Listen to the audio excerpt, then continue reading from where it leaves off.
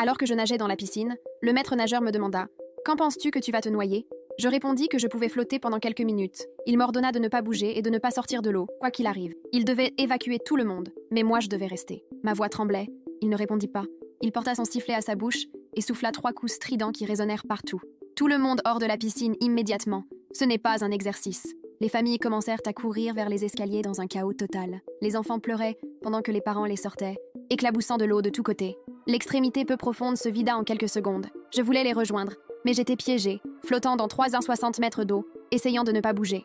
Le maître nageur gardait ses yeux fixés sur l'eau. Je faisais de mon mieux, mais mes bras étaient déjà fatigués. Le soleil frappait fort, et en restant immobile, l'eau paraissait plus froide.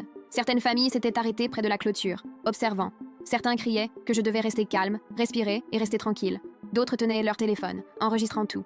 Je voyais les petites lumières rouges pointées sur moi depuis plusieurs angles. Je tremblais, tentant de garder mon calme. 3 autres maîtres nageurs apparurent avec de longues épuisettes pour ramasser des débris. Ils se dispersèrent autour de la piscine, avançant prudemment. Le plus proche de moi tenait l'épuisette levée, prêt à frapper. Leurs visages étaient tendus, comme ceux de chasseurs. Ma respiration s'accélérait. Il y avait quelque chose dans l'eau avec moi.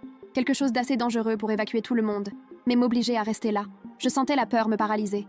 Les maîtres nageurs rampaient le long des bords, scrutant chaque centimètre. Soudain, l'un plongea son épuisette près du plongeoir et lutta contre quelque chose de lourd qui tirait sur le manche. Les autres coururent l'aider. En quelques secondes, ils levèrent leur prise et mon sang se glaça.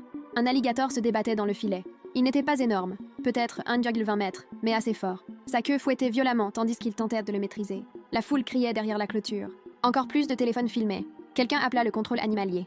Les maîtres nageurs transportèrent l'alligator emmêlé vers la maison de la piscine. Mais le gardien assigné à ma surveillance ne se détendit pas. Il continuait à scruter l'eau autour de moi avec la même intensité. Alors je compris. S'il y en avait un, il pouvait y en avoir d'autres. Je demandai si je pouvais sortir, la voix brisée. « Pas encore, reste tranquille », répondit-il. Il désigna l'extrémité profonde. Une ombre sombre se déplaçait au fond, lente et déterminée, bien plus grande que celui qu'ils avaient capturé. Les autres la virent aussi et se déplacèrent pour trouver un angle.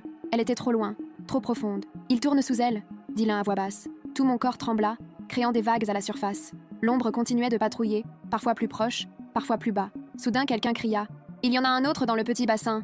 Toutes les têtes se tournèrent. Un petit alligator s'était caché près des marches, juste quand les familles évacuaient. Un maître nageur courut avec son épuisette vers lui, tandis que les autres gardèrent les yeux fixés sur celui qui était sous moi.